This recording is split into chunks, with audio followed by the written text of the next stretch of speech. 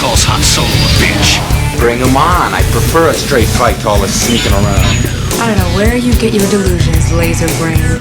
Oh, come on, bro. It's the wars. We were headed into this week determined to talk about this season of Visions. 8 out of 9 ain't bad. This is The Horse and More. I'm Joe. Of course, with me is my good buddy Doug. Hey, Doug, how you doing? Doing pretty good. Joe, how you doing? Not bad, not bad. Almost made it. Almost, yeah. It's kind of funny. It's like, man, how in the hell do we have such a busy week that we can't watch, like, what is it, like an hour and a half worth of stuff? I know. But hey, Almost, though. Almost. So, yeah, we got 8 down. Yes. 8 down. Normally, one of us would have it all down and the other one be like halfway through. So that is true. This is improvement. Yeah. So look at the positives. Right.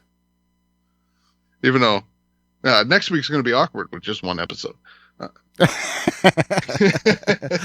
Yeah. We have 11 minutes to talk about. Yeah. Yeah, we could do that.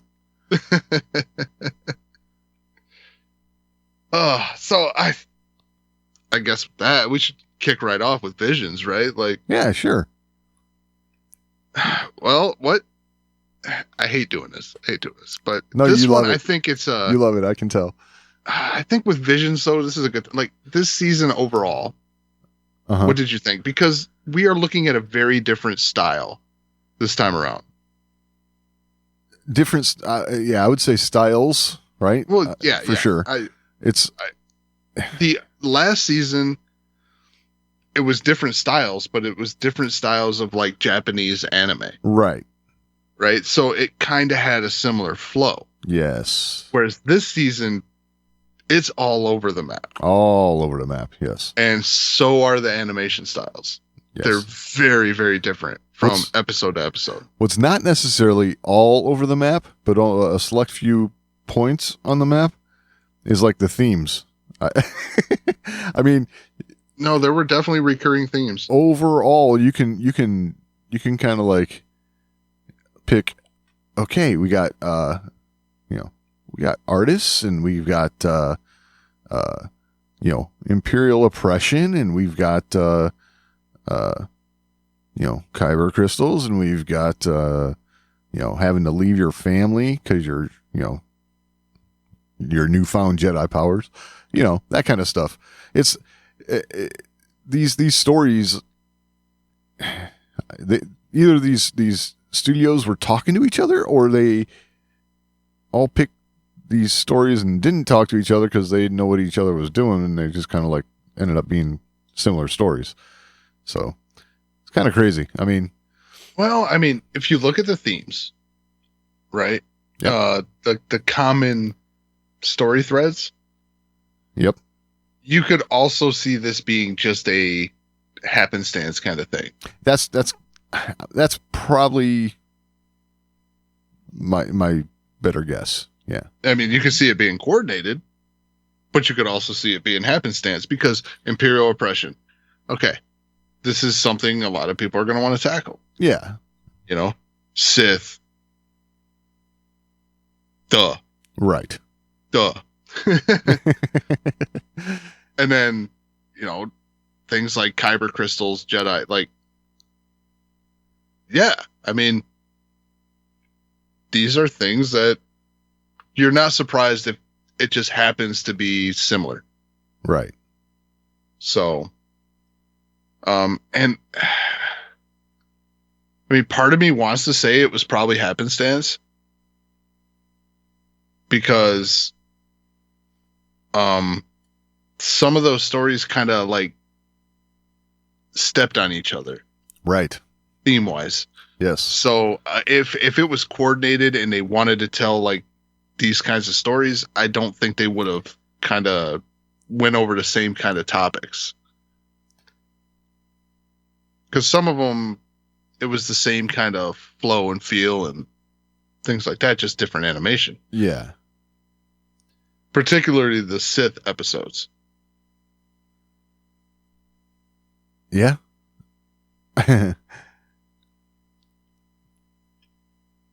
It's kind of crazy. I don't know.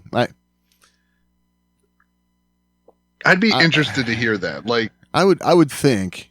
Like, did these individual studios have free range with writing? I would imagine. I mean, I don't think Lucasfilm put plot lines into a hat and let them draw, that sort of thing. I got a feeling that these studios say, hey, I got an idea for a story. Now, Lucasfilm probably could have done a better job. It's like, hey, your story is an awful lot like their story, so why don't we expand it this way or change it a little bit here and tweak it a little bit? Yeah, I think that could have been done. I'm pretty sure Lucasfilm didn't say, hey, you need to throw a kicking them in their arse joke right in there. Exactly. Yeah, that was good. That was good. I laughed at that. I laughed at that too. I was like, I didn't see that coming. Me neither. So, yeah, I gotta say, like, I really do dig Visions, man.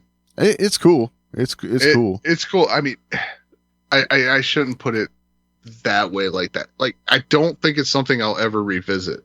Right. But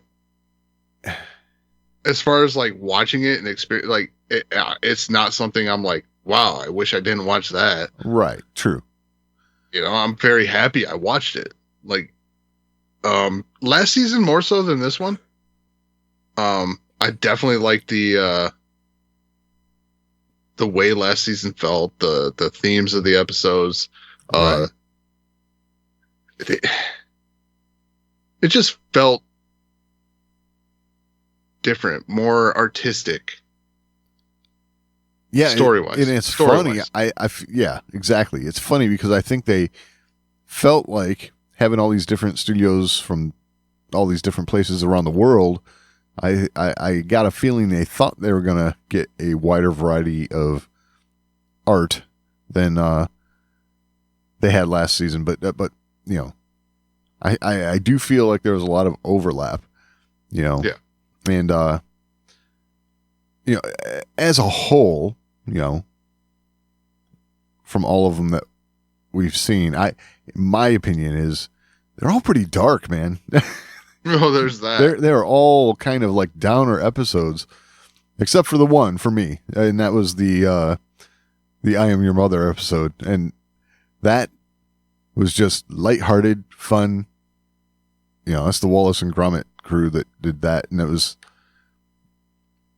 not to trigger anybody, but like very like Resistance like vibes. Yeah.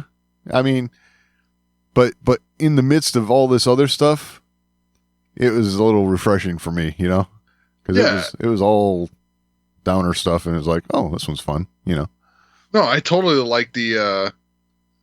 I kind of liken it to like soapbox racing kind of deal, like. Oh yeah.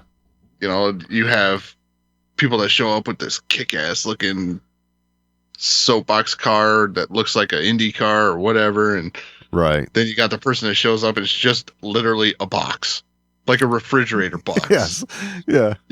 Or a porta potty. Yeah. Or a porta potty. Like so. Like it was a very soapbox racer kind of thing, and I thought that was really cool. Yeah. And really fun.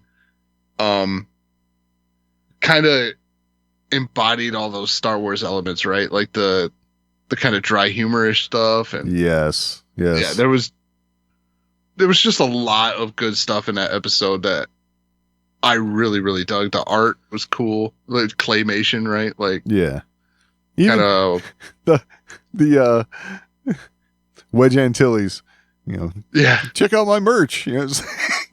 Oh my god, that made me laugh. Yes. That made me laugh. That whole episode just had me chuckling, and it was fun and good placement for it. Because, like you said, most of the stuff is really dark. Right. So to have this like really light slapsticky, almost like borderline slapsticky episode.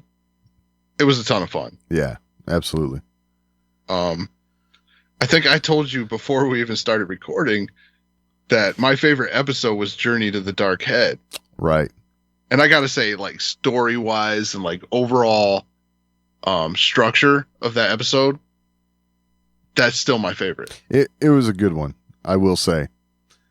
But I'd say as far as, like, and I don't want to use the word engagement because, like, it's me and a screen. But, like, I laughed and, like, really kind of got into I Am Your Mother. Yeah. So that one kind of moved up a bit for me based on our conversation. So, like, I kind of had a tie now. Oh, wow. Okay. Kind of had a tie now because this one made me laugh my ass off, and this one was, like, pretty cool story. Yeah. So, and some of the visuals in Journey to the Dark Head were just, like, really cool. Oh, totally cool. You know, there's always, I shouldn't say always, but a lot of times there's something you're supposed to glean from a lot of these shorts that, you know, it's like you got to pay attention in multiple ways, right? The visuals, you know, and the dialogue and all that kind of stuff. It's, you know, the way what do you call it? The head was glowing, right? And it changes from one to the other, and it's like, you know, it's the I guess you call it a lesson or the moral of the story, you know, is that there's a balance, right? So, and always in flux, right? Like exactly. The balance is there, but it's teetering back and forth, right? So, and it also kind of conveys that you can't have one without the other. Exactly. Like, exactly. So, like, you can't go just destroy this and that's going to solve everything. Right. Because, and the character, she even says it, like, if I do this, there'll just be another to replace it. Like, right. Duh. Yeah. Yeah. And I don't know.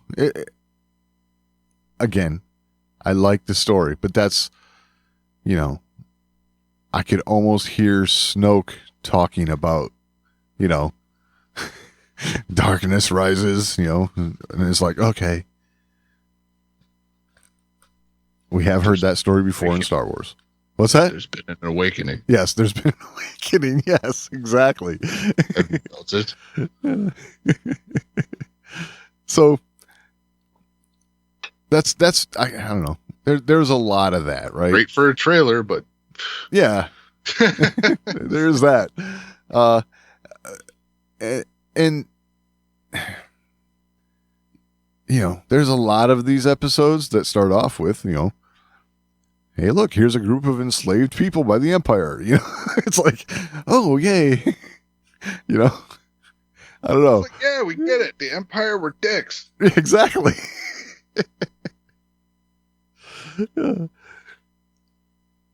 Yep. No, I will say, like, you kind of opened my eyes to that, especially with the animation styles that we've seen. Right. Not seeing more episodes like I Am Your Mother. I mean, maybe they're scared to do that. Maybe, I don't know. But you mentioned how I Am Your Mother had that resistance kind of feel to it. Yeah. You are correct. But this is the place for it. You know what I'm saying? If you're going to get into those deeper tropes of Star Wars where, you know, you got to come to the realization there needs to be balance and there's, you know, this forever struggle between light and dark, you know, that's a longer format, usually better, I would think. And, you know, you get to know the characters.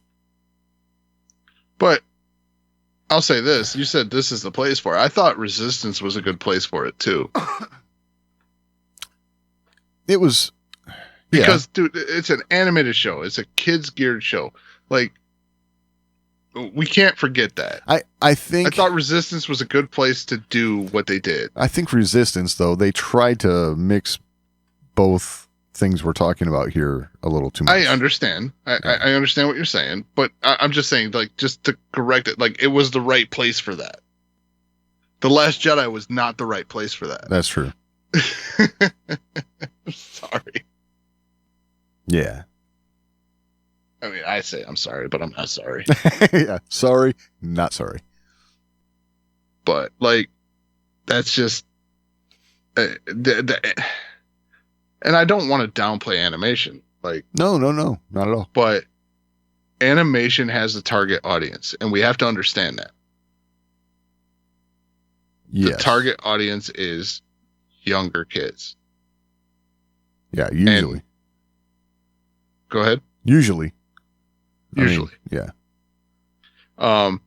And the Clone Wars is the perfect example of it, because the Clone Wars, you just watch the beginning of the Clone Wars, watch the early seasons, and watch how that show evolves. Oh, yeah. It's growing with its audience. Yes, totally. So these kids are growing up and getting more and more serious Star Wars stories as they go. Like, it executed it perfectly, like, absolutely perfectly. Right.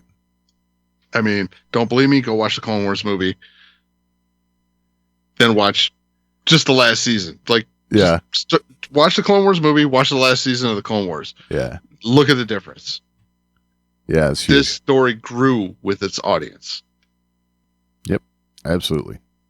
So, but yeah, any other standout episodes to you? We picked these 2 episodes that are literally dead smack in the middle. Yeah, I know. It's kind of crazy like that. I'll tell you what, the first episode, In the Stars. Yeah. Right? This episode was going, and I'm seriously like, what the hell am I watching? Wait. First episode. So, In the Stars. Okay, yeah. Anyway, go ahead. In the Stars. Yeah, this is the one where you had like the white background forever with all the like art and color like being splashed in, and then it was turning dark and like. Oh, that episode's Sith. Sorry. Oh, Sith. Yes. That one's called Sith. My mistake. No problem. Just looked at my list wrong. So Sith, the Sith. first episode. Right. All right. Let's Yes. start over. I thought right away, it's like, this is an interesting animation style. You know, it's like, huh. It's like almost just a white screen in front of you, you know. But yeah, go ahead. Yeah, it was just this was weird. Right. And then we get to Screecher's Reach, and I'm like, wow, this is still really weird. Yeah. Like, I don't know how this is gonna go. Exactly. Because Screecher's Reach was that like kind of 2D one, right? Like, Yeah, it was 2D. I mean, looked like, you know, the animation was kind of sketches, kind of. Yeah. yeah. Which was cool. Don't get me wrong, Right. but we kicked off this way. Like, the first one, which was like, you know, white backgrounds and color splotches and like weird stuff going on. Right. And granted, it stabilized, and it kind of showed like this like alternate reality kind of deal. Like, this is the way she's seeing reality versus the reality versus the way he sees. Like, it was weird. Like, Exactly. cool. Don't get me wrong. Like, the execution was cool, but man, that was like a lot to take in. It was. Yes. And then we go to, like I said, we go to Screecher's Reach, and it's 2D, you know, very dark. Yeah. Starts off and you get that real like what do you call it, like almost like the 1984 feel or something, you know. You got all the workers and all that, and you know, it's like, okay, you know, that's where we start with the oppression. Right. Like, you know, But this episode didn't really dive into that much. No, not really. It just showed it. It showed it at the beginning, right? The next episode, you have like that's in the stars, and that's where you have the sisters Yes. trying to essentially avenge their mother's death by the Empire, and the Empire is there on their planet, exploiting it for its resources. Right. You Now, know. this was the first episode. So, in the stars, this was the first episode where I was like really starting to get into it Okay, because I thought this was a very good episode. it was I thought the story was very good. yes, and we still had art, right? Huh? We still had art. The little sister was painting on the Yeah, rocks, with basically. Lion King dust and stuff. Yes, Like, yeah. exactly. Yes. Yeah. No, it was, but I thought it was cool. Oh, Like, another Lion King moment in that episode was, as soon as they destroy the factory, the sun comes out and all the plants immediately grow. It's like, right? it's just, I don't know. That kind of stuff, it always gets me. It's like, as soon as the bad thing is taken away, everything is better immediately. It's like, oh, I don't know if it works that way. No, it don't. Exactly. No, it don't. Yeah, as soon as the bad thing's gone, yeah, in about 15 years, everything will be solid. Right. Especially something like that. Like, So, no, but I dug that because it like really showed the Imperial machine, right? oh, right. And I like they thought they had control of this planet, took out the natives. Right. They're out of the way. Yep. No, I really dug this episode. I dug the artwork.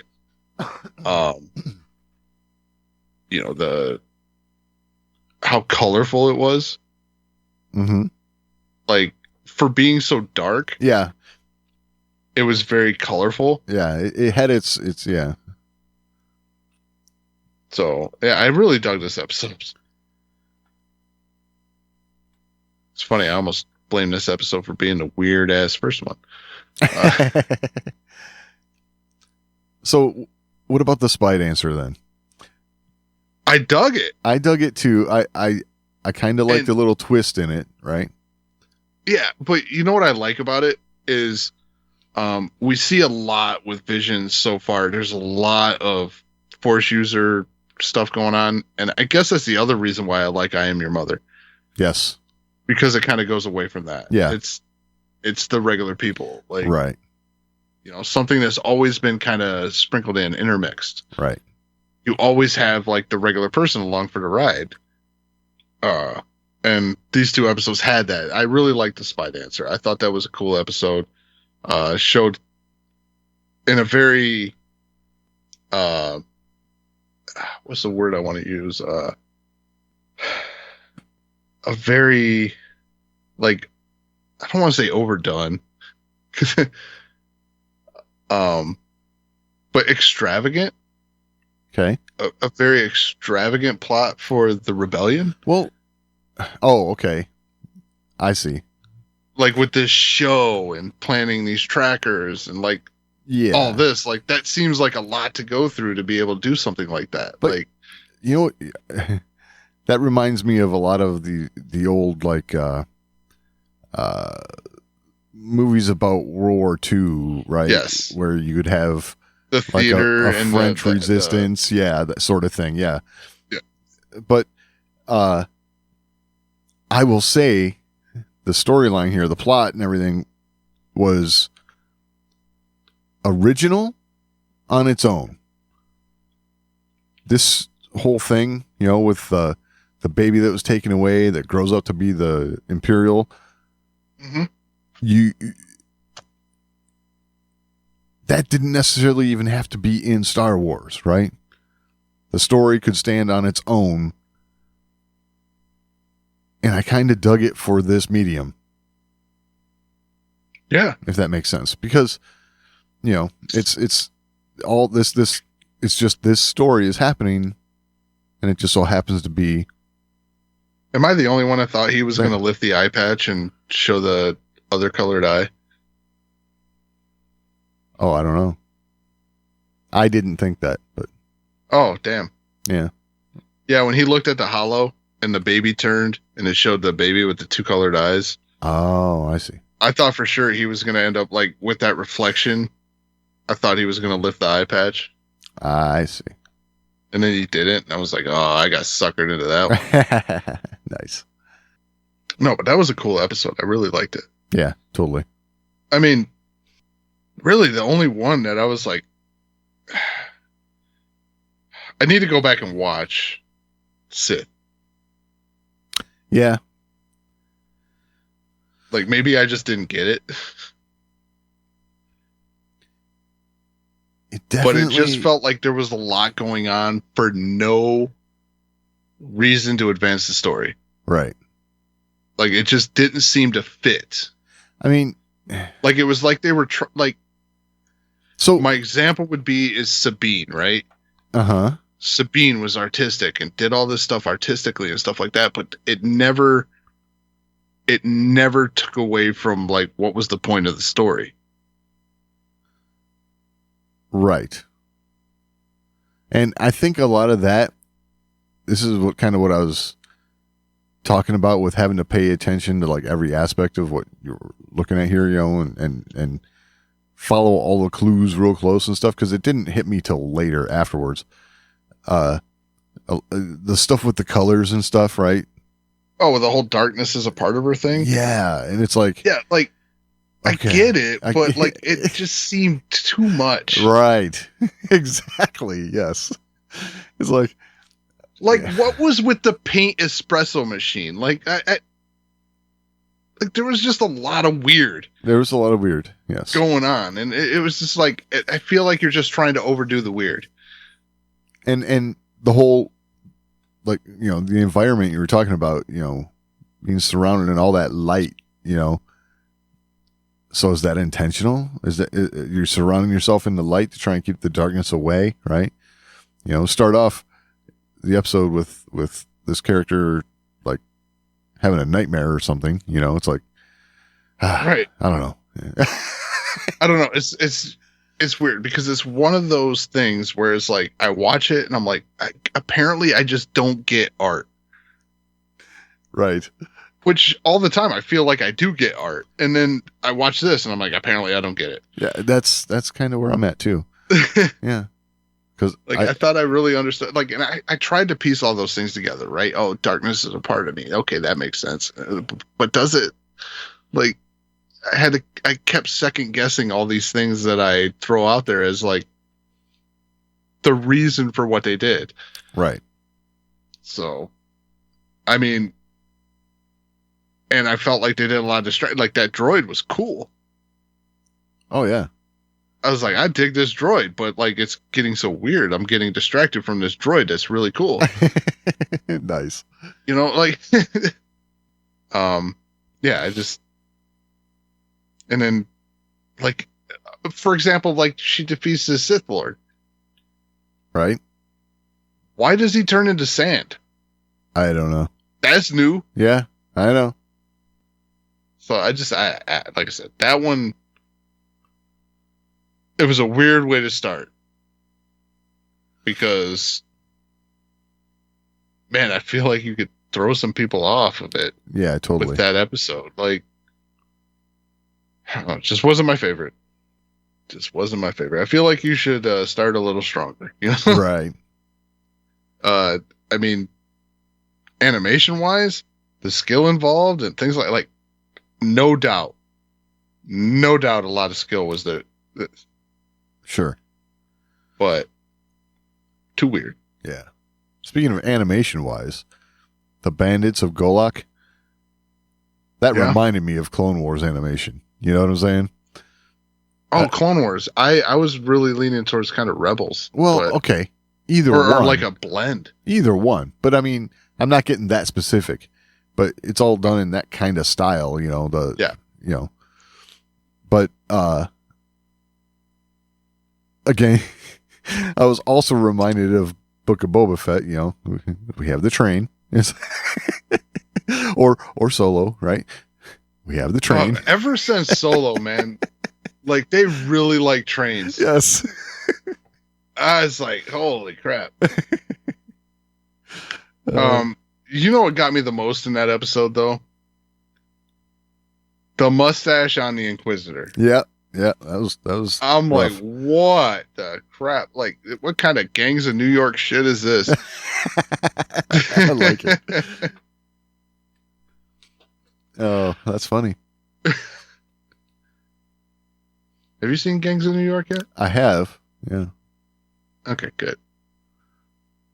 Yeah. But yeah, that's all I could think of is like that mustache. I'm like, what kind of? I will say that as soon as I saw the old lady character who said, "You can eat fast, but then get out of here, a storm's coming," it's like, yeah. Oh yeah, she's a Force user. Yeah, I thought the same thing. You know what I was, it's like, okay. Oh, I instantly said Jedi. Oh, there you go. Okay, yeah. She's a Jedi. So, yeah, that was not a big surprise for me. So, but yeah, again, cool execution though. Again, just like Screecher's Reach, right? Here we have, someone's got to leave the family or the friends or whatever to go be with the Jedi. It's like, okay, that's or the Sith, either one. So they're showing a parallel there. right. No, I still, even though they're hitting on those like all too familiar beats. Yep. I thought that was a cool episode. I really liked the animation. I really liked the flow of it. Oh yeah. It was the best lightsaber battle of the entire season so far. I haven't seen the last episode. Right. So, but it was by far the best lightsaber battle of the season so far. Yeah. That is true. It was good. It was good. Like the whole cane thing, and then lightsabers coming out of the cane. Like, that's good. That's a good move. It's a good move. It's a classic. It's a good move. It's classic. Yeah. It's like the sword out of the cane, or like it's just a classic. Yeah, totally. So good execution, and I dug the animation. Like I really did. Yeah, it was good.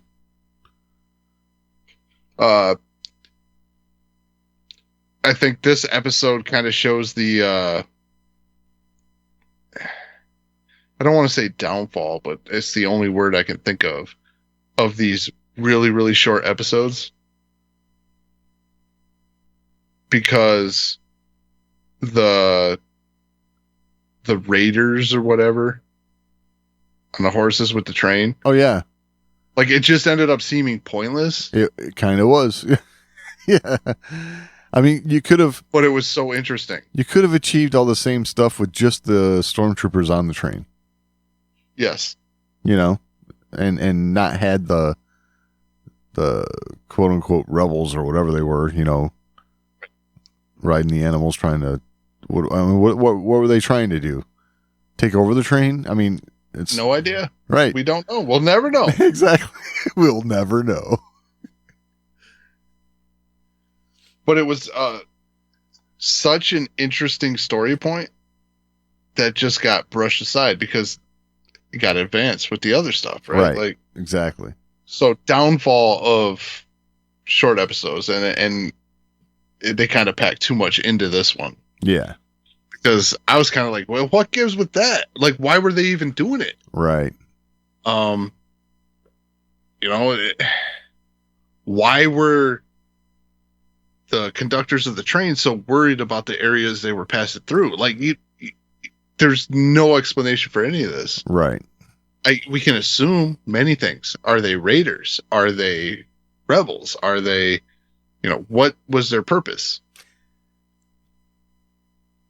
Yeah, we're not sure. And had one of the darkest moments of the whole thing, though, when that dude, the one raider, like got on the train and opened the door and just got smoked right in the face. Oh yeah.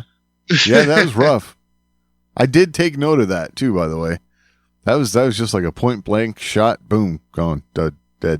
Yeah. Yeah, that happened. I'm like, ooh,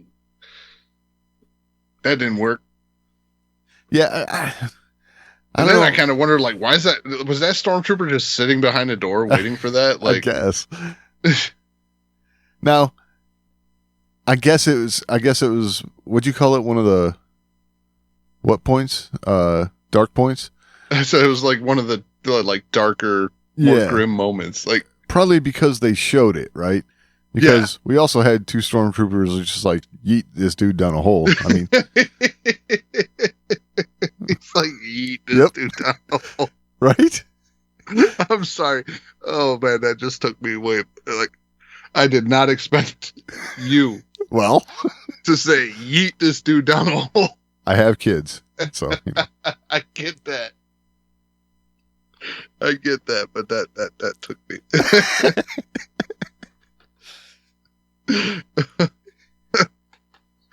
It just yeeted this dude down a hole.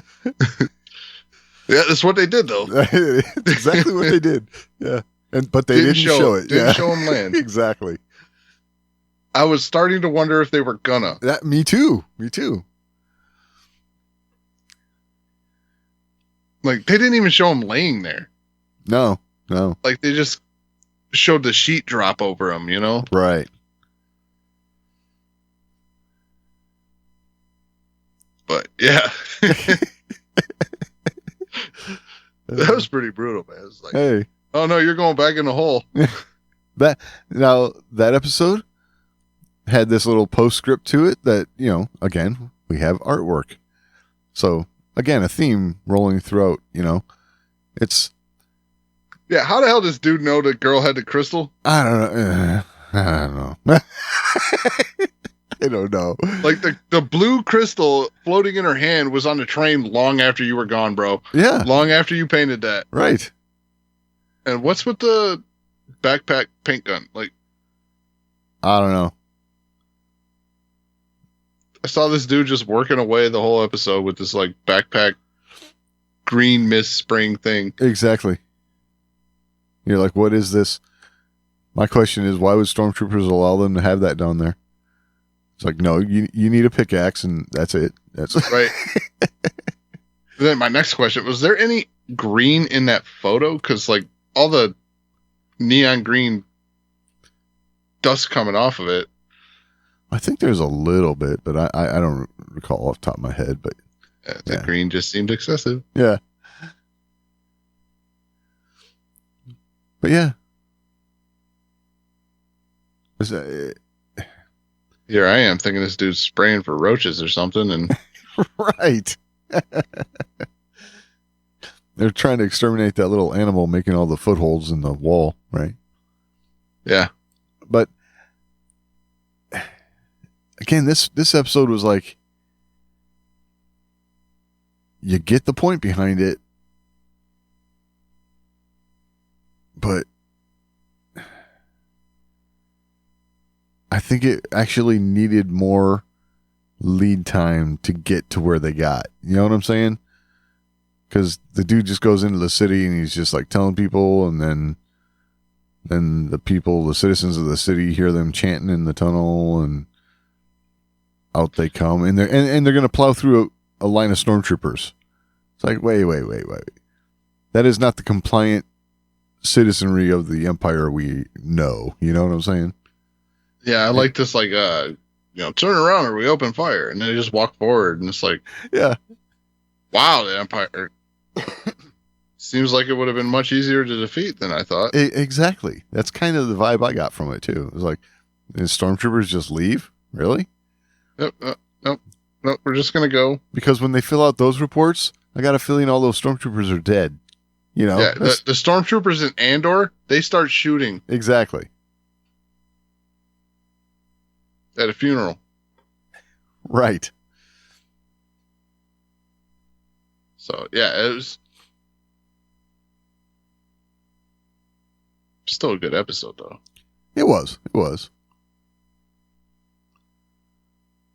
Still better than the Sith.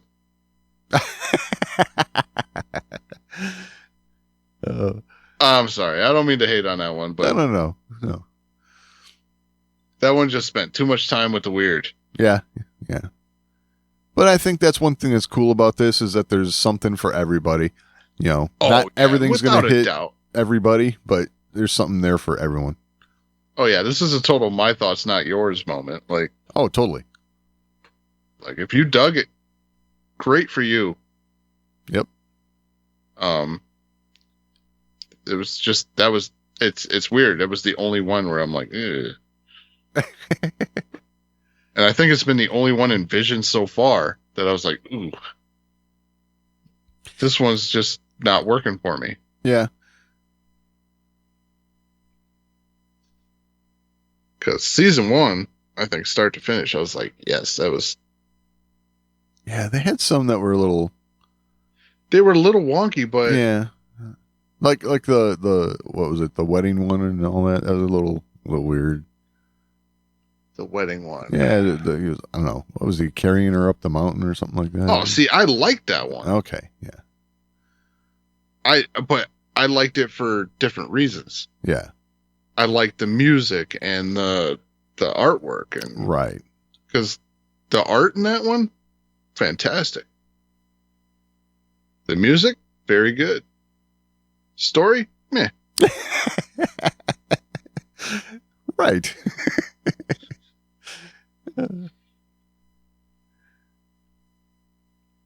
So I mean, but it's one of those things, right?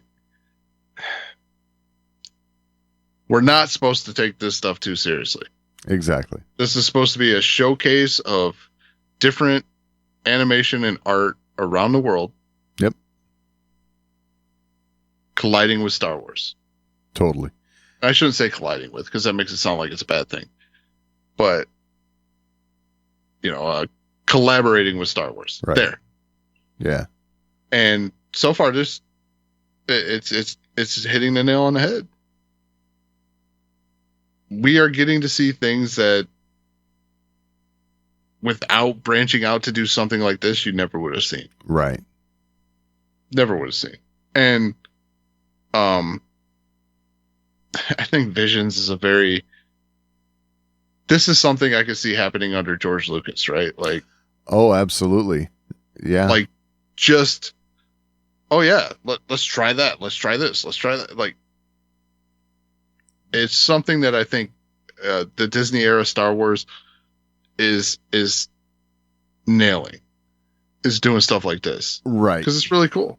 Yes. Now, if George Lucas was doing something like this, I think he'd be using this as a test bed for further projects. You know what I'm saying?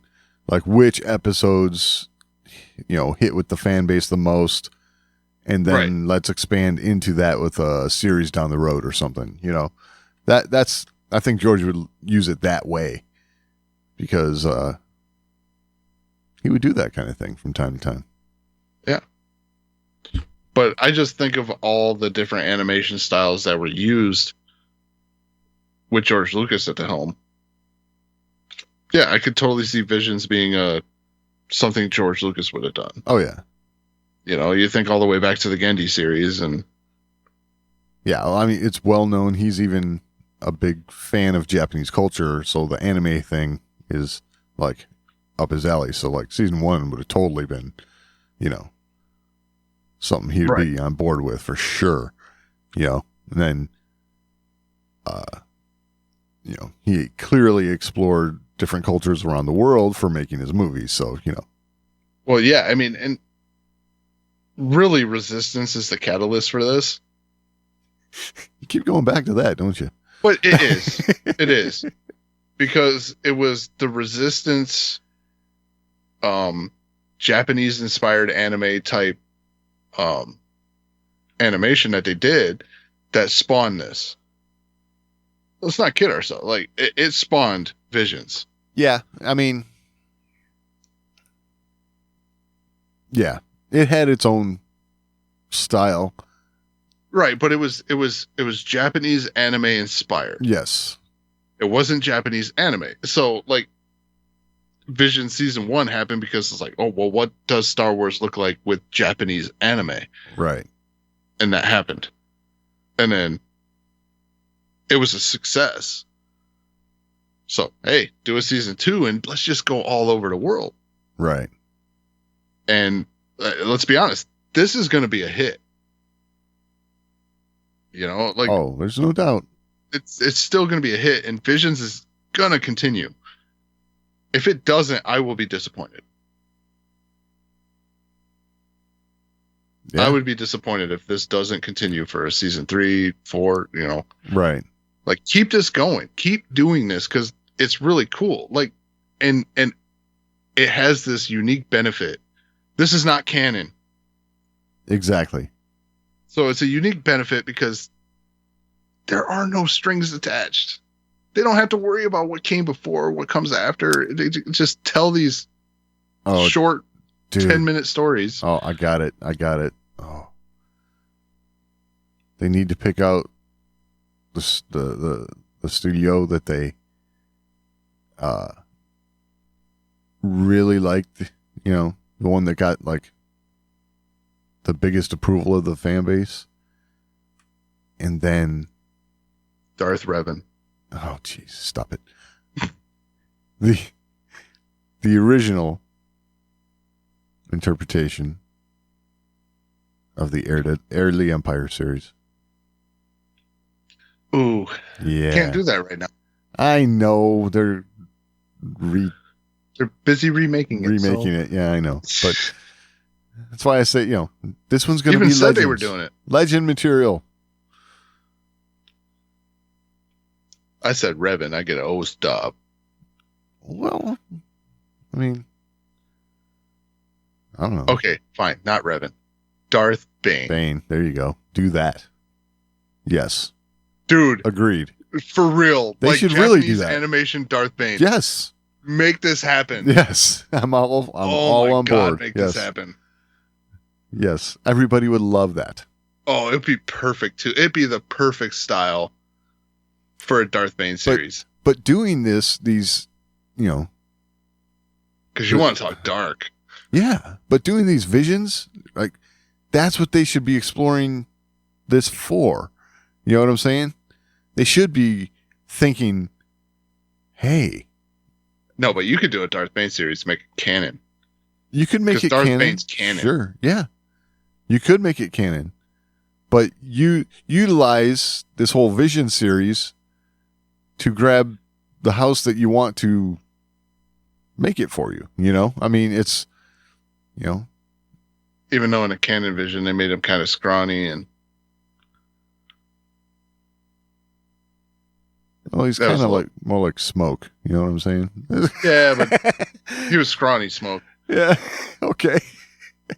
Darth Bane was a big dude. Yes. Yeah. Yes, he was.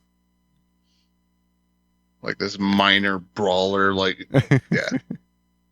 He shows up in that. He's this scrawny dude with a helmet on. Yeah. Well, What the hell just happened? yeah. I don't know. Either way, yes, Darth Bane, That would be an Japanese anime. excellent idea. I love this idea. All Make right, it so. Lucasfilm, do it. Yep. Wow, I can't believe I got away with that. What? I said make it so. Oh, yeah. I didn't catch that. Oh. That's like, can't believe I got away with that. I'm slipping. All right. So, wow, we went way longer on Visions than I thought we would. Yeah. But I'd say overall, this is another hit. Totally. It's got its moments where it gets a little weird, but can look past it, right? Like, Right. it's doing what it's set out to do, which is not exactly been their forte. So, Right. Exactly. Yeah. Yes. We'll just say yes. Yeah. I mean, maybe that's the path. Disney just needs to make non-canon stories. Exactly. I kid. Kind of. Yeah. All right. you had something here. Tony Gilroy, huh? Oh boy. Yeah, it's time to get serious. Yeah. Oh, where are we at here? Which one of these stories are you thinking of? 'Cause there's a couple Tony Gilroy stories. So the Tony Gilroy says we will never see an alternative cut of Rogue One. Right. Yes, I don't know. One time there was this thing that everyone clamored for, and it was called the Snyder Cut.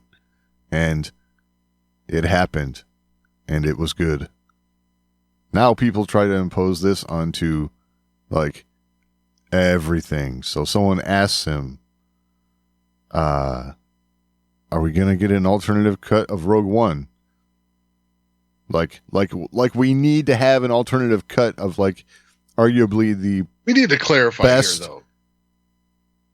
Disney era Star Wars film. Anyway, go ahead. Yeah, we need to clarify here, though. Like, some reporter who wanted to make something out of nothing Exactly. asked if we'll see an alternative cut of Rogue One. Right. No one's asking for this. I've looked. I've tried to find it. Well, good. No one's asking for this. Not regular people. And I will agree with you. This and to be clear, this reporter is from The Hollywood Reporter. Okay. Oh, So- enough said. Yeah. So, this, I got to give Tony Gilroy credit because his answer is, no. That was the absolute best possible version you could ever have. Oh my God. No. So, good for him. That's all I got to say. And let's look at that, right? This was not necessarily his version. Right. Right? Was it Gareth that came in later? No. No, it was Gilroy that came in later. Gilroy came in later.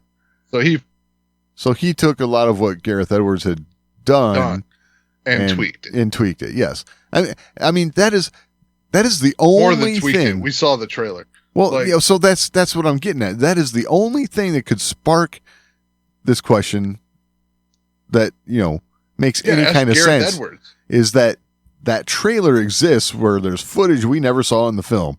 Okay? Fine. There's footage we didn't see in the film, but big deal. Well, here's the thing. Okay, if we're going to clamor for anything, and I would say there's no Star Wars fan. I shouldn't say no. There are not many Star Wars fans saying, "Oh, we want to see the other cut of Rogue One." No one's saying that. Rogue One was fantastic. It was a great movie, the best movie of the Disney era. Okay. Yes. No one's like, "Oh, we need to fix that one." No. Trust me, there's other shit to fix. Well, you're talking about Star Wars fans, right? The canon fanatics, okay? Right. How are you going to take this film and create an alternative cut to where things happen differently? And it's like, Doug, in the Clone Wars, Oh, there was this, stop. the world between worlds. yeah, I know. Or I should say, actually. Actually, yeah, no. Yeah. No one's asking for this. No one is. And you know what? They're probably twisting it because you know what Star Wars fans do like to see? Star Wars? There's that. But we also like to see the cutting room floor stuff. Oh, sure. Yeah. We don't want to see a new cut of the film. No. But the outtakes, We just want to and see the stuff that you didn't release. the deleted because scenes, that's what yeah. we are. Like, we want to see all of it. Like, we want to see the stuff that didn't make it because we're weird like that. We're not just weird like that. That was the genius of George Lucas way back in the day, right? He put out, he would put out those making ofs, Right. way back. So And you get sneak peeks or full-on scenes. Yep. That didn't make the cut. Oh yeah. So it's just stuff we want to see. Yeah, if we could We'd see love to that. see a Rogue One behind the scenes where you see a lot of these shots that didn't make it. Exactly. But that's all. Don't want to see a new film. No. Yeah. I mean, no, God, no. Like, Right. just it's not a Star Wars thing to do. Like, look, what's done is done. Build on it. Yeah, and I gotta say, with Rogue One, what's done is done well. So And- stop. Let's be real. Like, if we're gonna change something with this, like, I love this argument now, and I'm kind of like, I don't know why Dave did this with the World Between Worlds, because like he stirred up a hornet's nest. Oh yes, Pandora's box. Let's open Yeah. that. Yeah. Yep. But if you're gonna do the World Between Worlds thing, you don't make a new movie and work that in. Right. No, that's dumb. Agreed. You advance the story and something changes because of it. You know, it gets weaved in to what exists, not wipe out what exists Right. and explain it with the World Between Worlds. That's just going to seem sloppy, tacky, you know, hackish, whatever you want to call it. Trekkie. Trekkie. Sorry. Had to. Yeah, that's a good point. Why do we want to do Trekkie stuff? Exactly.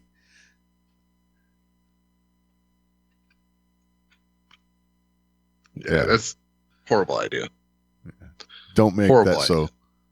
And yeah, no kidding. Yeah, it. You know, you said Pandora's box, and I think the Snyder cut is to kind of blame for that Yeah. Pandora's box thing, because it came out, it was good. Yes. I think people are misunderstanding why it was good, because watch the Whedon cut, watch the Snyder cut. The basic story things don't change. Okay, Right. the story's pretty much the same Yeah, for the most part. Yep. for the most part. What it got was context. Context. You got the original storyteller's vision. Well, you realize that you couldn't tell that story in what, an hour and 45 minutes, Yeah, or 2 hours? I whatever know. it was? Exactly. You couldn't tell that story in that time frame. It took 3 hours. Yes. Okay. You know, and it gets dogged on because, oh, it's too long. Well, stop it. Stop it. If it's good, it's not too long. Oh, really? See, that part Oh, yeah. never bugged me. Yeah. Too long never bothers me. If it's Right. worth it. If it's worth it, and I think it was worth it. If it's 3.5, 4 hours worth of filler, yeah, I'm out. Right. You know, but here, I'm a guy that's watched, you know, I like the extended versions of The Lord of the Rings. They're ridiculous. Wow, they make those things longer? Oh, yeah. Oh, yeah. Oh, wow. Oh, you not a fan? I don't know, man. I saw them all once, and I saw them all. Nice dodge. Hey. But yeah, there was definitely a bad thing created with the Snyder cut. And it was this idea that, oh, we can remake anything. Yeah. Let's just go back and redo it because, you know, But the worst part is, like I said, is it didn't get redone. I know. It's almost as though there are small sections of fan bases that just feel like, hey, you didn't do that the way I wanted you to do it, so go back and do it the way I wanted it. You know, that kind of attitude about it. No, you know what it sounds like to me is like a lot of people who didn't actually go back and watch the Snyder cut they just read the clip notes on like what happened Right. additionally to the Whedon cut, and they're like, "Oh yeah, that was so much better." Yeah. Like, what the hell are you talking about? Like, watch it's the same damn movie, just longer, Yeah. Yeah. but the context made it better. Absolutely. Like, I don't know. They screwed up by calling it the Snyder Cut. They should have just called it a director's cut, which is something they've done for ages. Right? Yeah. You get a director's cut, it's a longer film. It usually is better because you get better context. The thing is, the circumstances surrounding the making of that film are unique. They're that unique, but film. just call it a director's cut. Yeah, well, I mean, And just put a apostrophe at the end of directors. That way you know it's two of them. look, Like, if I don't know, that whole thing that happened, I think it's cool that it happened. I don't even mind that it's called the Snyder Cut, but it is a thing unto itself. Doesn't need to ever happen again, in my opinion. yeah. You know? I say this is the point where it got out of hand, but no, the point where it got out of hand is when people were asking for the Abrams cut. Okay, like any of us wanted to see more J.J. Abrams crap. Right. Like, Yeah. Yeah. I'm with you there. like, do you think if you give J.J. Abrams another 2 hours, he's actually going to finish the story? No. No. He's not. He's going to do the same shit he always does. Just 2 hours longer. All right? Oh. Yes. For Yeah. some reason we signed up to Star Wars and it's like, oh, he's going to be different. No. That's Well- not how it works. Yeah.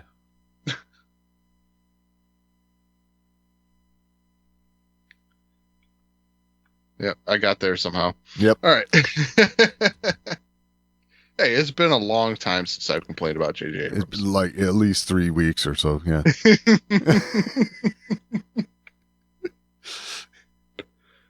Yeah. Hey, I was sounding the alarm I know. I know. back I when know. the first trailer happened. Yes, I know. Like, oh wow, this looks really good, but it's J.J. Abrams. Yes, I know.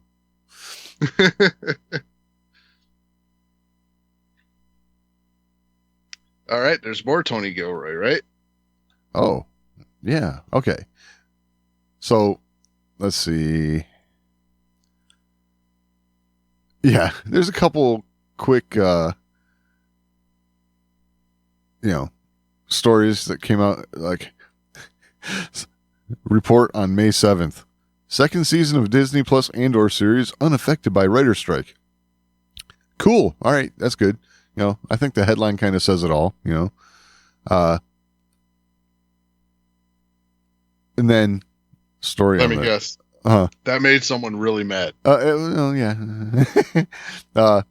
Story on the 10th. Showrunner Tony Gilroy ceases producing services on Andor. No pressure, I'm sure. So, this is, I think the only reason that it is a story is because of this post. So writer Abdullah Saeed, whose credits include blah, blah, blah, blah. Sorry, skipping the credits. Singled out Gilroy in a post on his Skipping the Instagram. credits? Huh? So skipping the credits? I am skipping the guy's credits, yeah. Why? Because I didn't want to read it. Oh, okay. Now you've made it take longer than I tried to save time for. Okay, fair. Anyway, he singled out Gilroy in a post on his Instagram account May 8th. This is scabbing. There's no way a writer-producer can finish writing and begin solely producing. And if the scripts are truly finished, let's see them. If there's one word different in the finished product, kick Tony Gilroy out of the WGA. One of the biggest writers in Hollywood could stand with his union and halt production on his hit show. thereby forcing a major studio to consider WGA demands a little harder. Instead, he has chosen to be a scab. We all want Andor Season 2, but not at the cost of fairness to writers. So, Can you be a scab if you were there to begin with? I don't know how that works, but yeah. I think the answer is no. Yeah, I don't know. Here's the thing. You can be a jerk, but you can't be a scab. Here's the thing. Gilroy put out a statement. Says, I discontinued all writing and writing-related work on Andor prior to midnight May 1st. After being briefed on the Saturday showrunner meeting, I informed Chris Kaiser at the WGA on Sunday morning that I would also be ceasing all non-writing producing functions. So, I don't know. It sounds to me like it's kind of like ceasing non-writing stuff. Like, sorry, this sounds dumb. It's a writer's strike. Yeah. So, it doesn't have to do with writers. Soldier on, my friend. Yeah. But yeah, I get it. At the same time, okay, there's a strike, right? Like, right. But yeah, non-writing, right. Bah. I know. I don't know. I feel like there's a lot of hay being made out of this that's really nothing there. You know what I mean? I mean, that just sounds like, hey, Amazon's going on strike, so us over here at FedEx, we're not going to ship stuff from Chewy. Right. What? Yeah.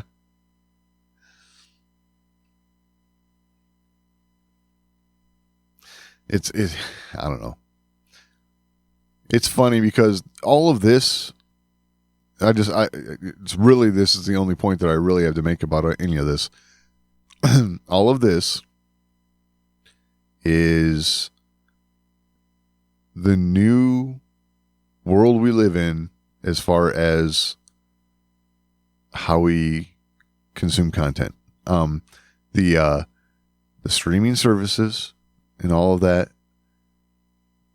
The unions, I don't think they quite know what to do with all that, because when you had networks, they had rules for how things work. You get 100 episodes in, you can go syndication, all that kind of stuff.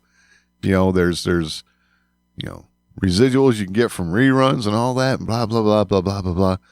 Streaming has put a monkey wrench in all of that.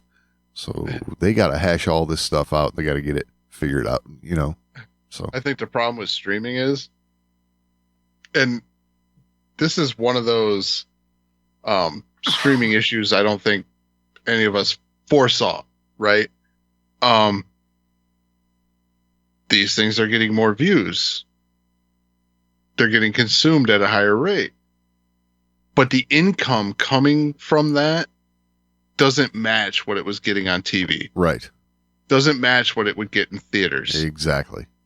Because look, you're paying a monthly fee. You're not getting advertising revenue. You're not getting, right. It's unless they raise their rates, that revenue's static. But I don't want to speak out of turn. But these writers and stuff, they're seeing more work, right? Yeah. So they're having to work harder to keep up with this stuff. So they want more money. Problem is the money ain't there. Right. And I'm not trying to defend these corporations because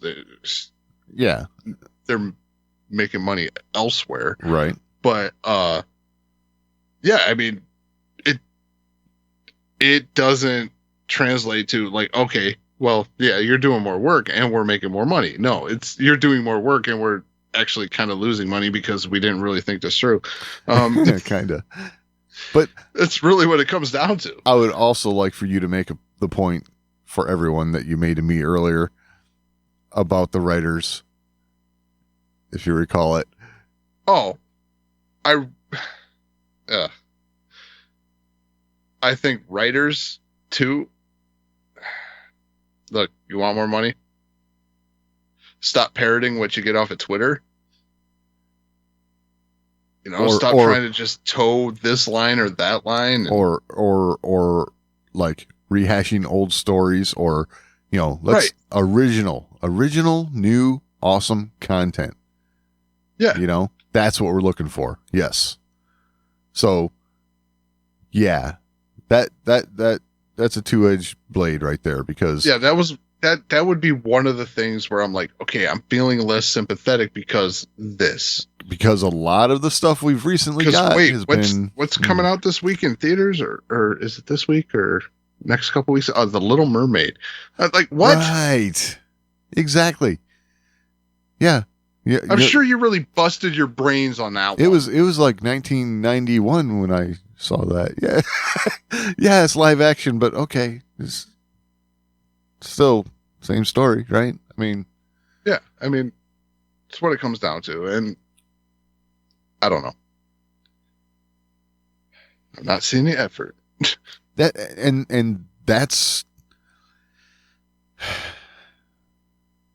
going to be part of this, I think, is that they are not going to be able to rest on their laurels and just put out mediocre content and get the big payday. I think in order to get the big payday, it's going to have to be something new, spectacular, a lot of thought put into it, you know? So, you know, that's the other side of that double-edged sword. So, yeah, and I can foresee what's going to happen though. You can thank the Writers Guild strike for your streaming services fees going up to $40 a month. Yeah. Yeah, go ahead and do that. Right. I'm sure there's going to be lots of people going, and no. Yep, I'm going to steal that. Yep, exactly. Oh, it'll bring that back around. Yeah. Yeah, I could see it though. Yeah, the one thing they did that actually kind of busted pirating was all these streaming services, and now they're just going to push them right back into pirating. Yes. So, yeah, I don't know. Crazy stuff. Yeah, when it comes down to like the down in the weeds, I don't know what I'm talking about.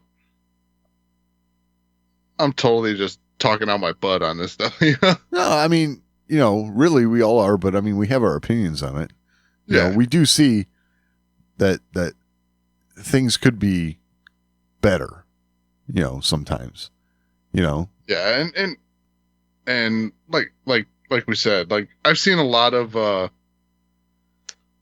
movies and TV shows and stuff coming out of stuff I saw when I was a kid. Right. So it's like, yeah, you're just not really racking your brains on this stuff. Exactly. There's not a ton of original stuff, and you know, you're writing for the mood of the day too much, and right. Like I just, yeah, it's remakes and real world events. Like you're just not trying. Okay. Exactly. No, I'm with you there. Too. If I'm Disney, I'm like, The Little Mermaid, really? Like, look, we did this. Right. I gotta pay for it again.